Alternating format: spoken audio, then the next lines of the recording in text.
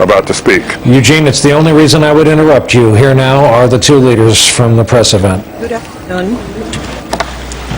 Señor Presidente Barack Obama, Mr. President Barack Obama, nos complace recibirlo en la primera visita we are pleased to welcome you on this, the first visit of a President of the United States of America to our country in 88 years. Tratamos en los 15 meses transcurridos We have observed that in the 15 months that have passed since the decision was made to establish our diplomatic relations, we have obtained concrete results. reanudamos el correo postal directo, We were able to resume direct postal los vuelos regulares. exchanges, and we signed an agreement to resume commercial flights.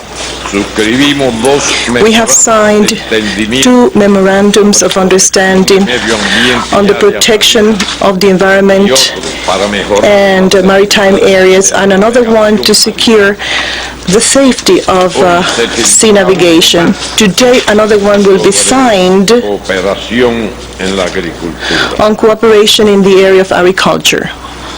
Actualmente At the moment, se está negociando otro grupo de instrumentos another set of bilateral instruments are being negotiated to cooperate in such areas as counter narcotics, seguridad del comercio y de los viajeros.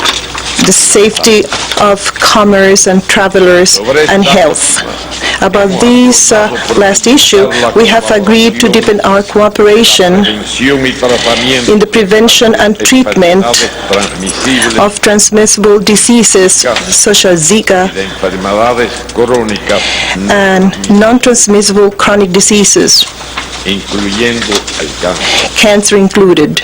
Esta cooperación es beneficiosa This cooperation is beneficial not only for Cuba and the United States, también para nuestro hemisferio. but also for our hemisphere at A large. partir de las decisiones adoptadas por el Following the presidente, decisions made by President la Obama aplicación de algunos to modify the application of some aspects of the blockade, empresas cubanas y sus contrapartes Cuban enterprises and their American counterparts en la identificación de are working to identify possible commercial operations pudieran concretar that could materialize aún restrictivo in the still restrictive framework en vigor. of existing regulations. Algunas se han materializado The fact is that some have en el already área de las telecomunicaciones, materialized, especially in the area of telecommunications, que nuestro país an area in which our country en sus prioridades already has a program designed on the basis of its soberanía priorities and the necessary technological sovereignty, apropiado de estas one that can secure their appropriate use at the service of national interests. También se avanza en negociaciones para la adquisición Progress has also been made toward the acquisition of medicines, y equipamiento medical material, para la generación de and equipment for power generation and environmental protection, these among others. mucho más pudiera hacerse si se levantara el Much more bloqueo could be de los done Estados Unidos. if the U.S. blockade were lifted. Reconocemos la posición del presidente We recognize the position of President Obama and his administration against the blockade, los reiterados llamados que ha hecho al and Congreso. his repeated appeals to Congress to have it removed. Las últimas medidas adoptadas por su gobierno The most recent measures adopted by his administration are positive, no suficientes. but insufficient. Cambié con el presidente sobre I have the opportunity to discuss with the President other steps that we think could be taken in order to remove restrictions that remain in force contribución. and make a significant contribution to the debunking of the blockade. Esto es esencial porque el bloqueo This is essential because the blockade remains in force disuasivo and because it contains discouraging elements and intimidating effects and extraterritorial outreach. sobre lo cual le puse algunos ejemplos al I put forward to the President some examples on this, showing their negative consequences for both Cuba and other countries. bloqueo es el obstáculo más importante. The blockade stands as the most important obstacle to our economic development and the well-being of the Cuban people. Por eso su eliminación That's why its removal will be of the essence to normalize bilateral relations. también será beneficioso And actually, it will also bring benefits que desea lo to the Cuban emigres who wish the best for their families and their country. para avanzar hacia la normalización In order to move forward towards normalization, que se devuelva el it will territorio also be necessary to return the territory illegally occupied by Guantanamo Naval Base. ambos temas por ser los principales obstáculos Since they stand as the two main obstacles, these issues were again dealt with en el editorial publicado in the el 9 editorial ran on March 9 en el órgano oficial del by the Partido official newspaper of the Communist Party of y Cuba. hace solo 4 días And again, en la only 4 days conferencia de ago, prensa de nuestro canciller in the press conference offered by our Foreign Minister Bruno Rodriguez, ampliamente divulgado both por pieces extensively reported by the media. Asimismo, otras políticas debieran ser Other suprimidas policies should also be abolished para haber relaciones for normal normales entre relations Cuba y los Estados. to develop between the United States and Cuba. No debiera pretender No one para ello should intend que el pueblo cubano renuncie to have the Cuban people de libre renounce the destiny it shows in freedom and sovereignty, que ha hecho inmensos. the same for which it has made enormous sacrifices. Cambiamos además sobre temas internacionales We also discussed international issues, para aquellos particularly those that could have an impact on regional peace and stability. especialmente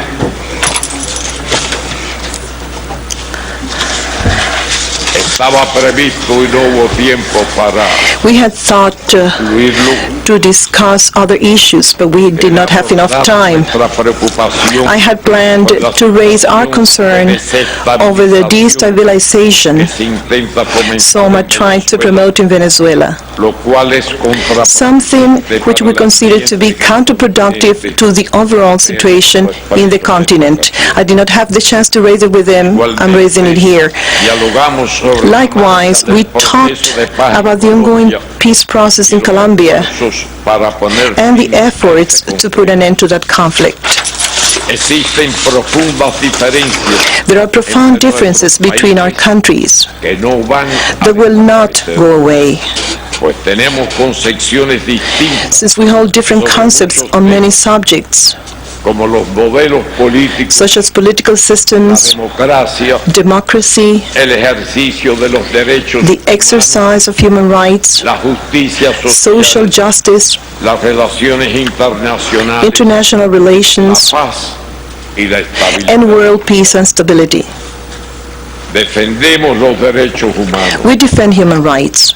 Consideramos que los derechos civiles, In our view, políticos, civil, económicos, political, economic, y culturales social, and cultural rights indivisibles, are indivisible, interdependientes interdependent, y universales. and universal.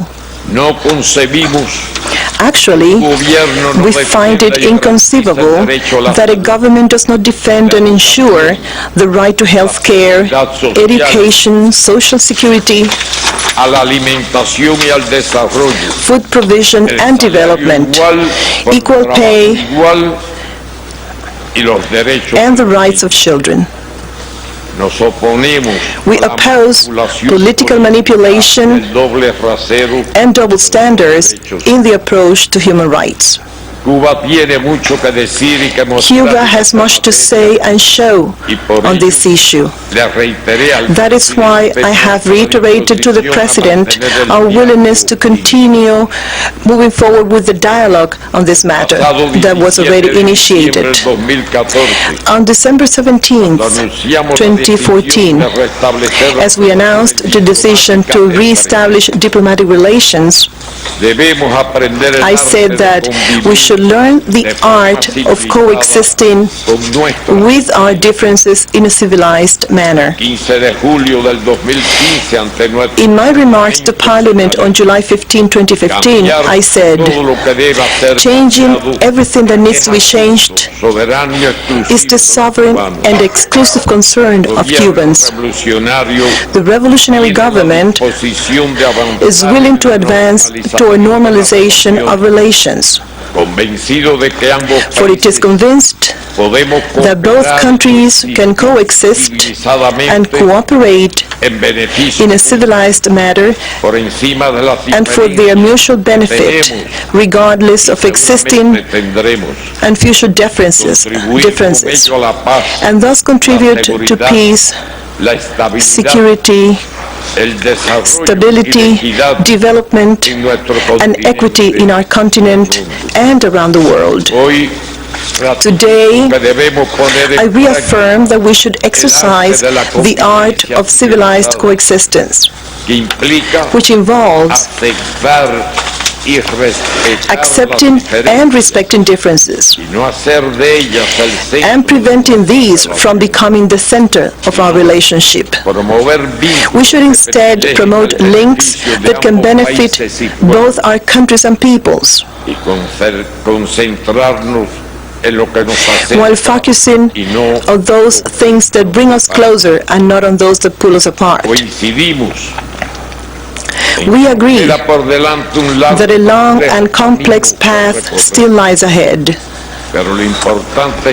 But what is most important is that we have started taking the first steps to build a new type of relationship, one that has never existed between Cuba and the United States.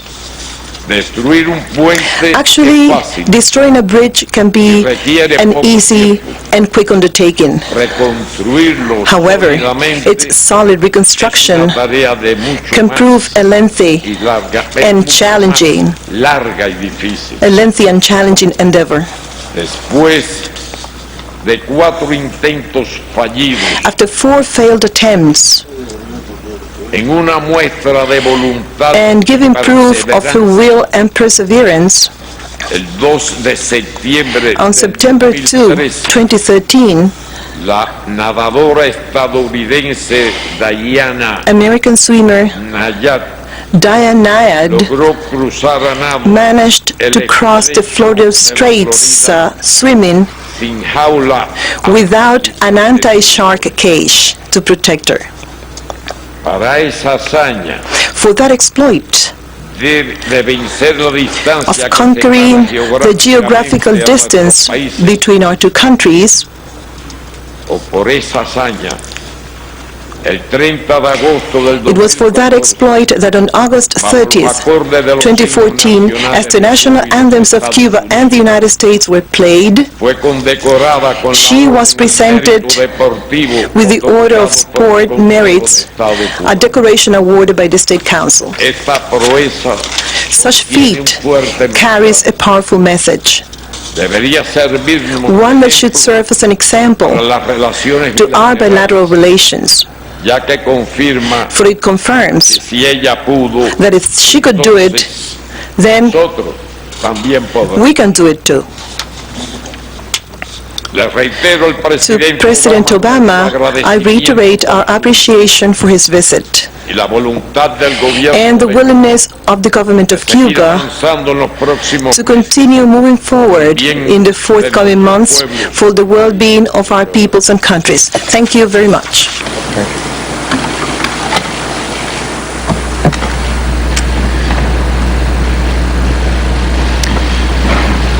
Buenas tardes,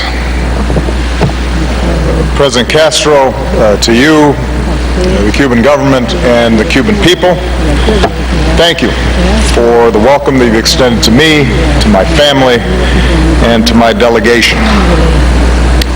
For more than half a century, the sight of a U.S. president here in Havana would have been unimaginable.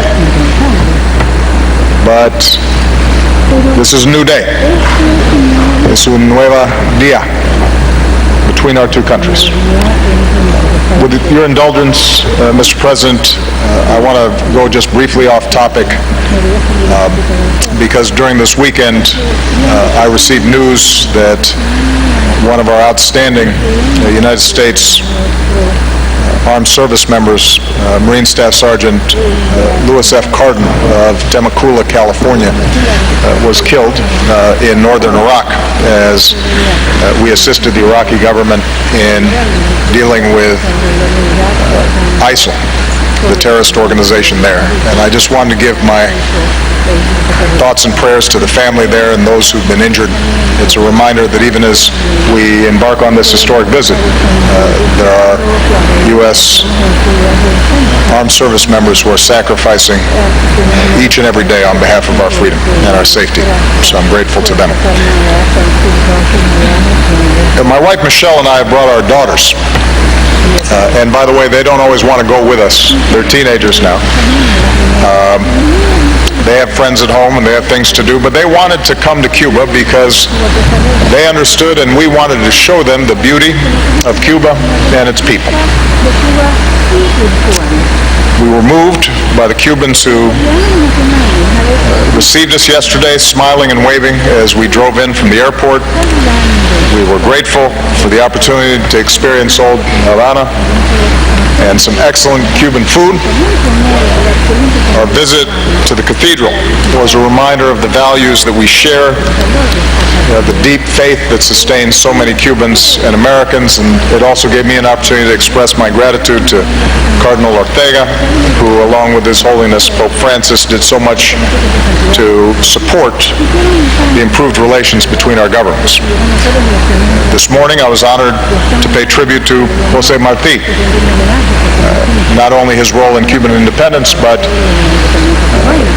the profound words that he wrote and spoke in support of liberty and freedom everywhere. I bring with me the greetings and the friendship of the American people. In fact, I'm joined on this trip by nearly 40 members of Congress, Democrats and Republicans. This is the largest such delegation of my presidency, and it indicates the excitement and interest in America about the process that we've undertaken. These members of Congress recognize that our new relationship with the Cuban people is in the interest of both nations.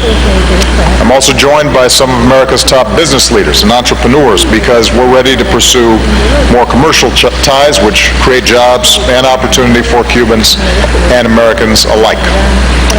And I'm especially pleased that I'm joined on this trip by so many Cuban Americans. For them and for the more than 2 million proud Cuban Americans across the United States, this is a moment filled with great emotion. Ever since we made it easier to travel between our countries, more Cuban Americans are coming home. And for many, this is a time of new hope for the future. So, President Castro, I want to thank you for the courtesy and the spirit of openness that you've shown during our talks. At our meeting in Panama last year, you said that we're willing to discuss every issue and everything's on the table. So, with your understanding, my statement will be a little longer than usual. President Castro always jokes with me about how long Castro brother speeches can be, but I'm going to actually go a little longer than you probably today, with your indulgence. We have a half a century of work to catch up on. Our growing engagement with Cuba is guided by one overarching goal: advancing the mutual interest of our two countries, including improving the lives of our people, both Cubans and Americans. That's why I'm here. I've said consistently, after more than 5 very difficult decades, the relationship between our governments will not be transformed overnight. We continue, as President Castro indicated, to have some very serious differences, including on democracy and human rights. And President Castro and I have had very frank and candid conversations on these subjects. The United States recognizes progress that Cuba has made as a nation, its enormous achievements in education and in healthcare. And perhaps most importantly, I affirm that Cuba's destiny will not be decided by the United States or any other nation. Cuba is sovereign and rightly has great pride, and the future of Cuba will be decided by Cubans, not by anybody else. At the same time, as we do wherever we go around the world, I made it clear that the United States will continue to speak up on behalf of democracy, including the right of the Cuban people to decide their own future. We'll speak out on behalf of universal human rights, including freedom of speech and assembly and religion. Indeed, I look forward to meeting with and hearing from Cuban civil society leaders tomorrow. But, as you heard, President Castro has also addressed what he views as shortcomings in the United States around basic needs for people and poverty and inequality and race relations. And we welcome that constructive dialogue as well, because we believe that when we share our deepest beliefs and ideas with an attitude of mutual respect, that we can both learn and make the lives of our people better. A part of normalizing relations means that we discuss these differences directly. So I'm very pleased that we've agreed to hold our next U.S.-Cuba Human Rights Dialogue here in Havana this year. And both of our countries will welcome visits by independent United Nations experts as we combat human trafficking, which we agree is a profound violation of human rights.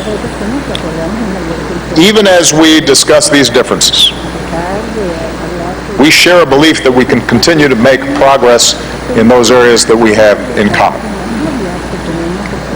President Castro, you said in Panama that we might disagree on something today on which we would agree tomorrow. And that's certainly been the case over the past 15 months and the days leading up to this visit. And today I can report that we continue to move forward on many fronts when it comes to normalizing relations. We're moving ahead with more opportunities for Americans to travel to Cuba and interact with the Cuban people.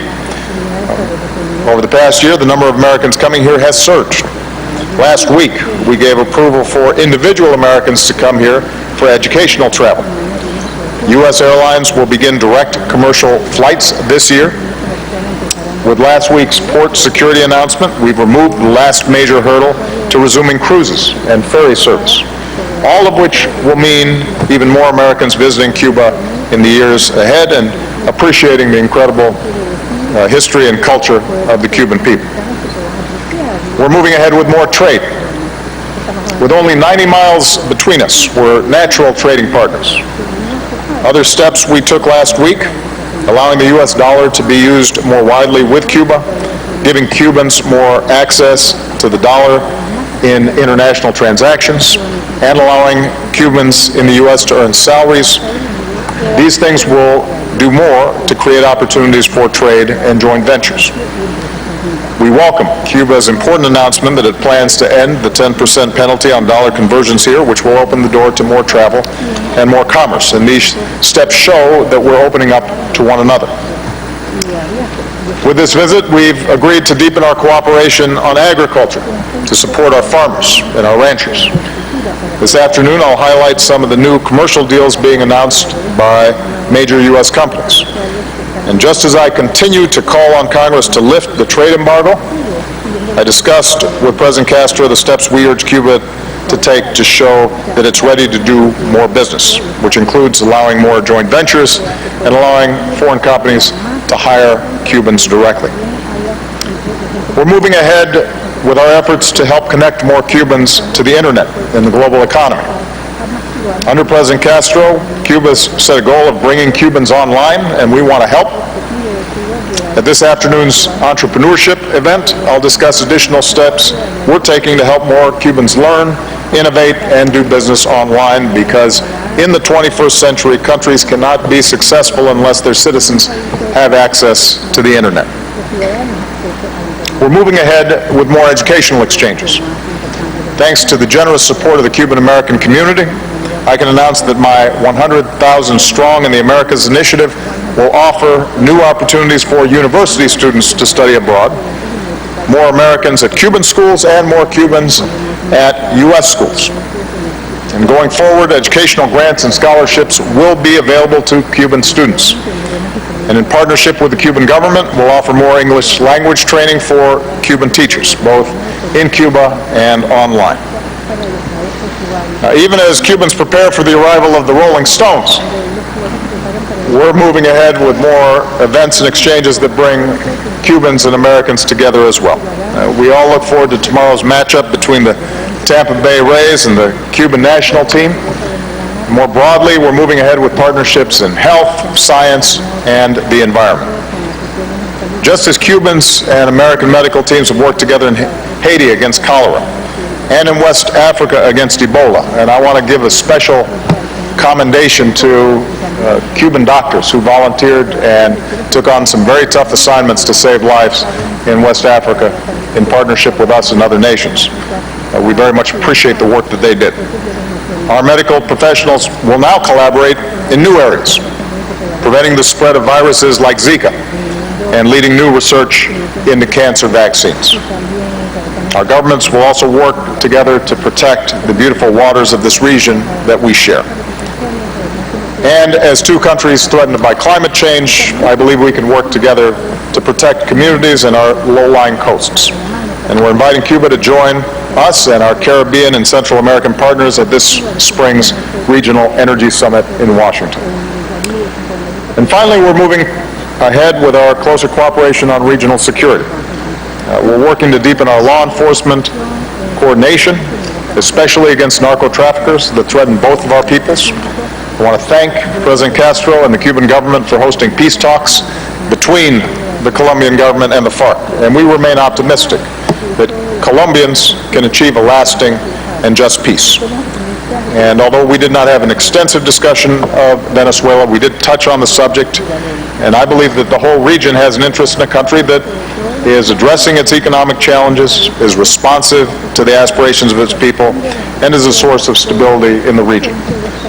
That is, I believe, an interest that we should all share. So again, President Castro, I want to thank you for welcoming me. I think it's fair to say that the United States and Cuba are now engaged across more areas than any time during my lifetime. And with every passing day, more Americans are coming to Cuba, more U.S. businesses and schools and faith groups are working to forge new partnerships with the Cuban people. More Cubans are benefiting from the opportunities that this travel and trade bring. As you indicated, the road ahead will not be easy. Fortunately, we don't have to swim with sharks in order to achieve the goals that you and I have set forth. As you say here in Cuba, echar para delante. Despite the difficulties, we will continue to move forward. We're focused on the future, and I'm absolutely confident that if we stay on this course, we can deliver a better and brighter future for both the Cuban people and the American people. So, muchas gracias. Thank you very much. Pasamos ahora a una breve sesión de We now will have a short Q&A session, so I kindly ask the journalists to identify themselves and use the mics that are in the room. First question for President Barack Obama. First question, Jim Costa.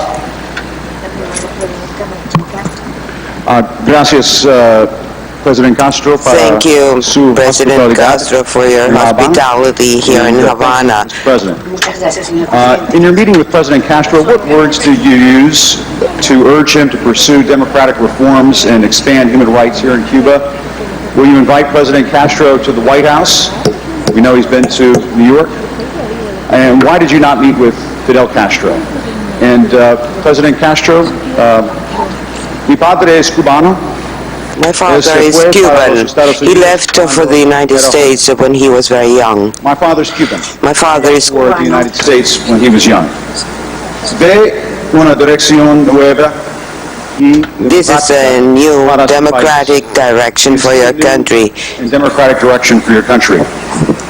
Y por favor, señor. ¿Por qué And please, tiene sir, prisioneros. Why do you have Cuban political prisoners? Why do you have, ¿Y por qué no los and why don't you release them? Y, por favor, una pregunta And más. another last ¿A quién question. prefiere? Hillary Clinton or Donald Trump? Who do you prefer, Hillary Clinton or Donald Gracias. Trump? Thank you.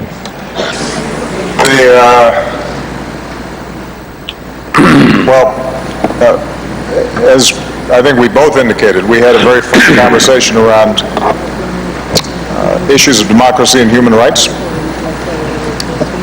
Our starting point is that we have two different systems of government, two different economies, and we have decades of profound differences, both bilaterally and internationally.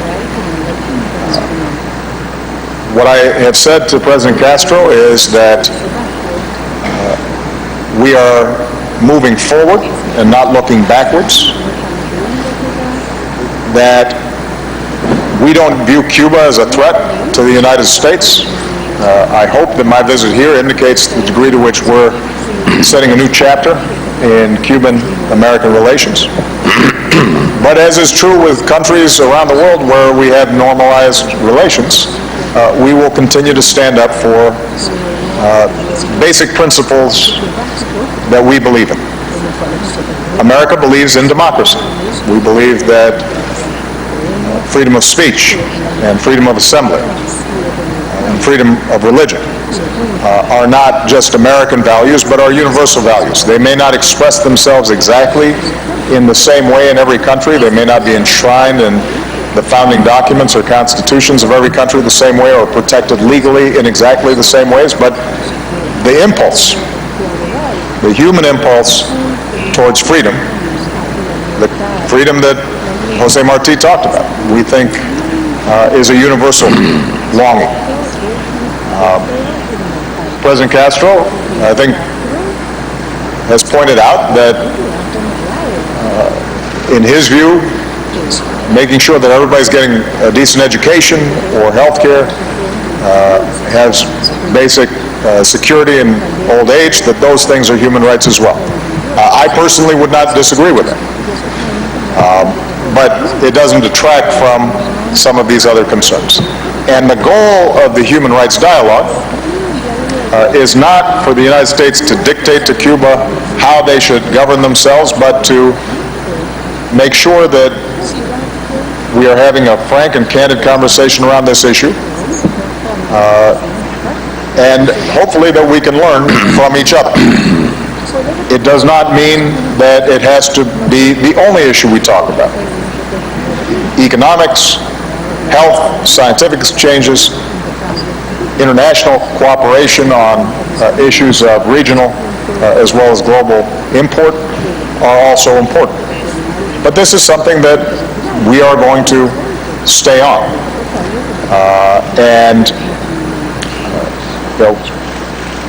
I actually welcome President Castro commenting on some of the areas where he feels that we're falling short, because I think we should not be immune or afraid of criticism or discussion as well. Here's the one thing I do know, is that when I talk to Cuban Americans, and Jim, you're second generation, and so I think I speak not for you directly, but for many that I talk to around the United States. I think there's enormous hope that there can be reconciliation, and the bridge that President Castro discussed can be built between the Cuban American community and Cubans here. There are family ties and cultural ties that are so strong, and I think everyone would benefit from those ties being reestablished. One of the impediments to strengthening those ties is these disagreements around human rights and democracy. And to the extent that we can have a good conversation about that and to actually make progress, that I think will allow us to see the full flowering of a relationship that is possible. In the absence of that, I think it will continue to be a very powerful irritant. This is not unique to U.S.-Cuban relations. It's one that, as you know, I have conversations with when we go to bilateral meetings with some of our very close allies, as well as countries that we don't have as close of a relationship to. But I think it is something that that matters. And I've met with people who've been subject to arbitrary detention, and that's something that I generally have to speak out on because I hear from them directly and I know what it means for them. But, excuse me.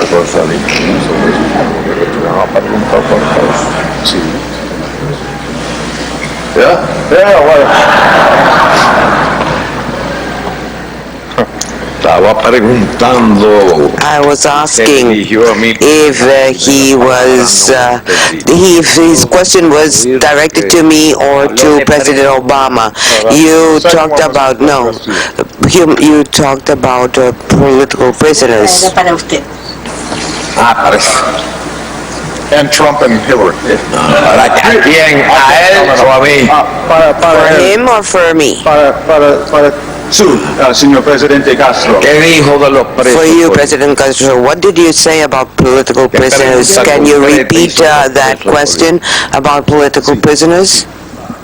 Did you ask if we had political prisoners? Did you ask if we had political prisoners? Políticos cubanos. I wanted to know if you have Cuban political prisoners and why you don't release them. Give me a list of the political prisoners and I will release them immediately. Just mention a list. What political prisoners? Give me a name or names. Or when after this meeting is over, you can give me a list of political prisoners. And if we have those political prisoners, they will be released before tonight ends. Donald Trump or Hillary Clinton, President? And what about your preference for... Boris. Saludos para el presidente Obama y my greetings for President Obama. Well, I cannot vote in the United States.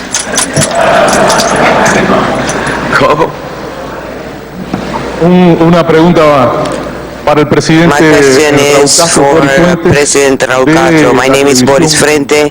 I'm from the Cuban TV. President Raul Castro, you have repeatedly stated, and today once again, that we must learn to coexist in a civilized manner with our differences. Could you broaden this concept at this historical moment that we are living? And then I have a brief question for President Obama.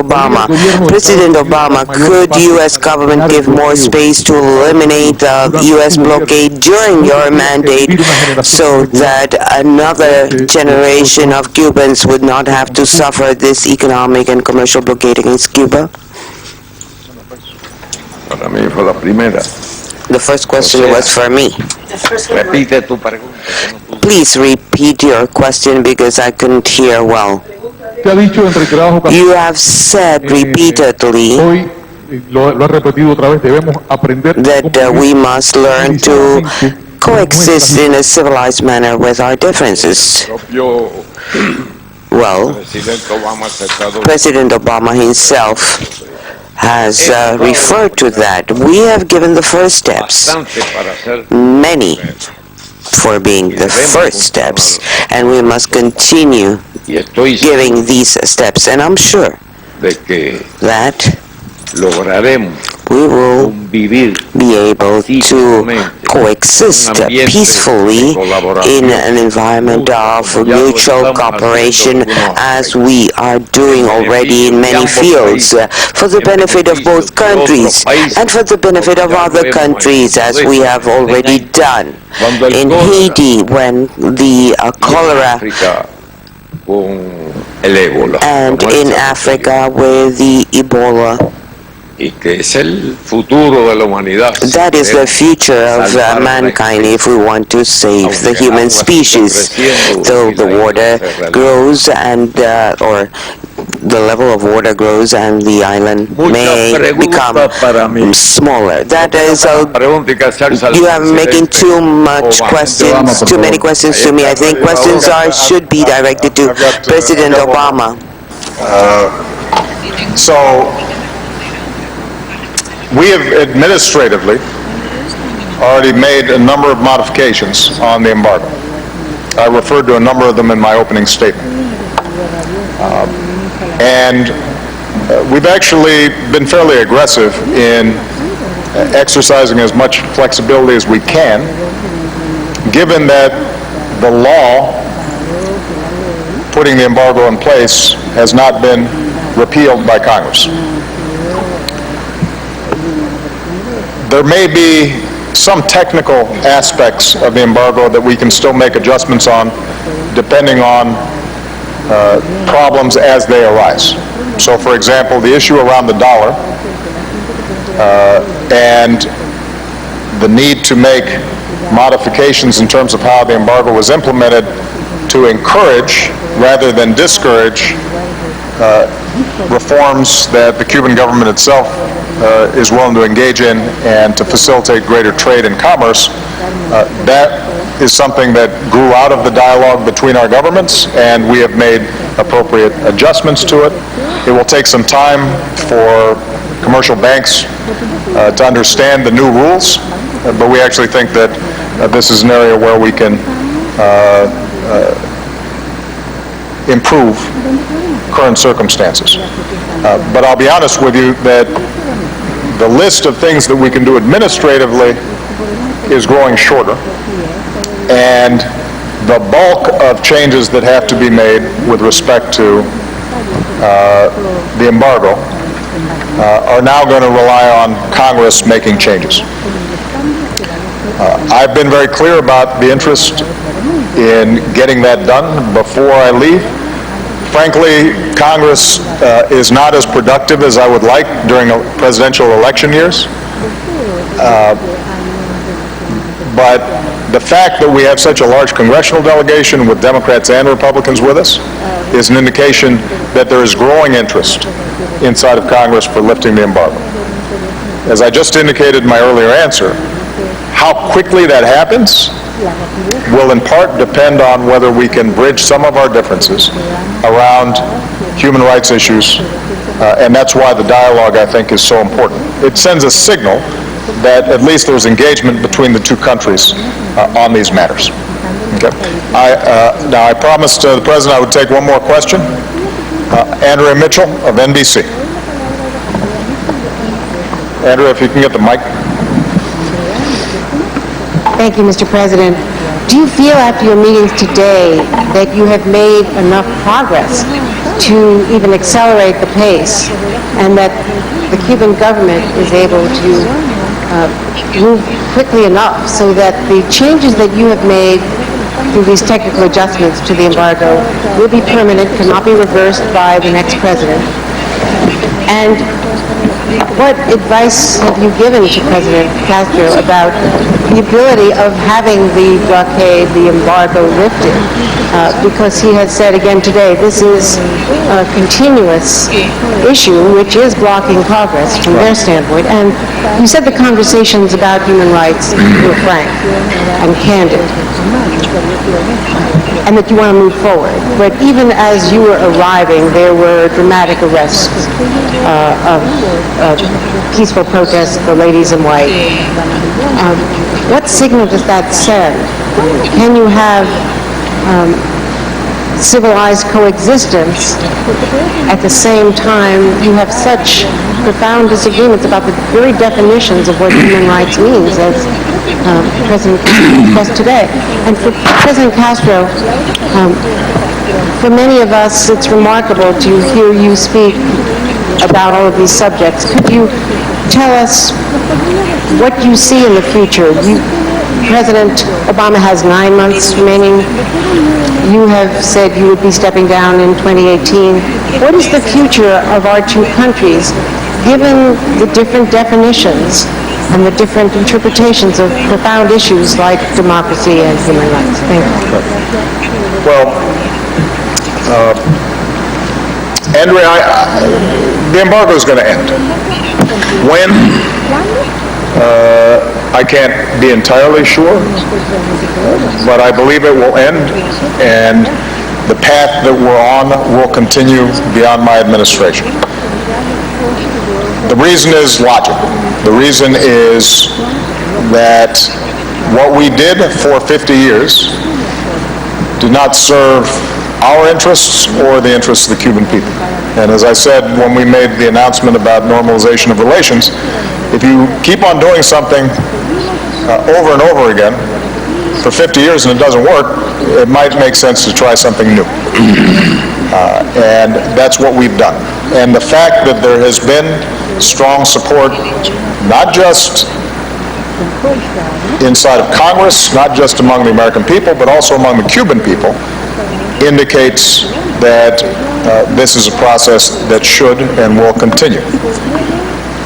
Having said that, lifting the embargo requires the votes of a majority in Congress and maybe even more than a majority in the Senate. And as I indicated to President Castro, two things I think will help accelerate the pace of bringing the embargo to an end. The first is to the degree that we can take advantage of the existing changes that we've already made and we see progress, that will help to validate this change in policy. So, for example, we have said that it is no longer a restriction on U.S. companies to invest in helping to build internet and broadband infrastructure inside of Cuba. It is not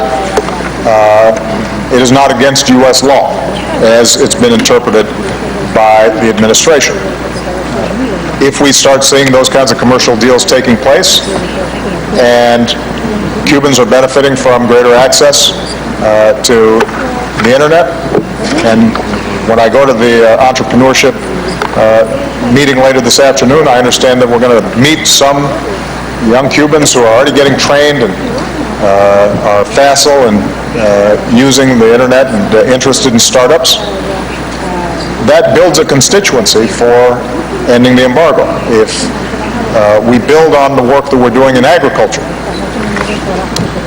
and you start seeing more U.S. farmers interacting with Cuban farmers, and there's more exports and imports, that builds a constituency, and the possibility of ending the embargo increases. So hopefully taking advantage of what we've already done will help.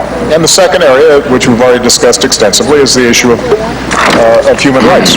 People are still concerned about that inside of Cuba. Now, keep in mind, I've got fierce disagreements with the Chinese around human rights. I'll be going to Vietnam later this year. I have deep disagreements with them as well. When we first visited Burma, people questioned whether we should be traveling there because of long-standing human rights violations in our view.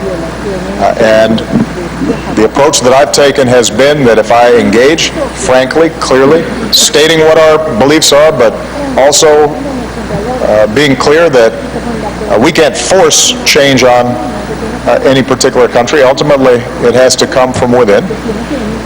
Then that is going to be a more useful strategy than the same kinds of rigid disengagement that for 50 years did nothing. I guess ultimately what this comes down to, Andrea, is I have faith in people. I think that if you meet Cubans here and Cubans meet Americans and they're meeting and talking and interacting and doing business together and going to school together and learning from each other, then they'll recognize people are people. And in that context, I believe that change will occur.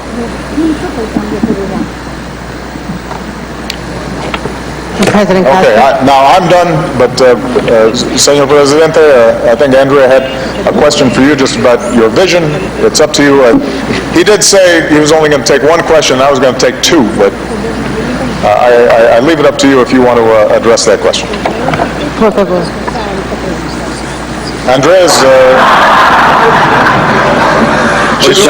she's one of our most esteemed journalists in America, and I'm sure she'd appreciate just a short, brief answer. Andrea, Mr. President. Andrea, el otro día hice una pregunta. the other day I asked a question to our foreign minister, Andrea, Le están preguntando a usted, pero tenemos que concluir. but there is a program here to be fulfilled. I know that if I stay here, you'll make 500 questions. I said that I was going to answer one, well, I'll answer 1.5. President Obama has already helped me out with the answer here. Andrea. Bien, Well, Andrea. Yo leí algo aquí de I was reading here something I think about human rights, but I'm going to make the question to you now. En las instituciones ya reconocido hay 40. There are 40 ¿De? Sí. There are Instrumento internacional. 61 international instruments recognized. How many countries in the world comply with all the human rights and civil rights that have been included in these 61 instruments? What country complies with them all? ¿Lo sabe usted? Do you know how many? Yo sí. I do. Ninguno. None. Ninguno. None whatsoever. Some countries comply some rights, others comply others, and we are among these countries. Out of these 61 instruments, Cuba has complied with 47 of these human rights instruments.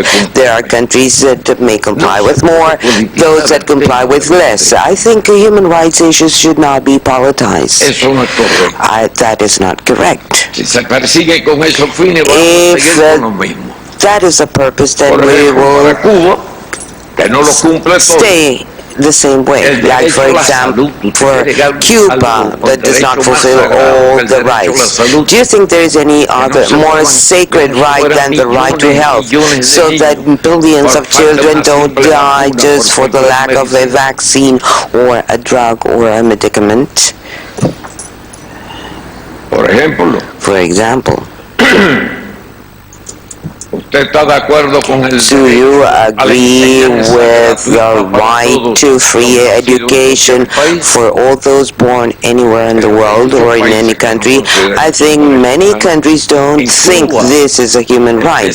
In Cuba, all children are born in a hospital and they are registered that same day, because when mothers are in advanced pregnancy, they go to hospitals days before, many days before delivery, so that all children are born in hospitals. It doesn't matter if they live in faraway places or in mountains or hills. We have many other rights. Derecho a la salud, A right to health, derecho a la enseñanza. the right to education.